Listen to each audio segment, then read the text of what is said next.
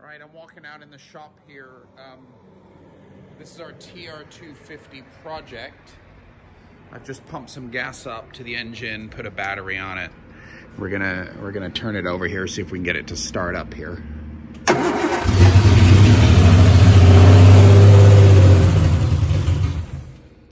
Pretty loud. It's not fitted with an exhaust, but it sounds absolutely fantastic. So let's give that another go.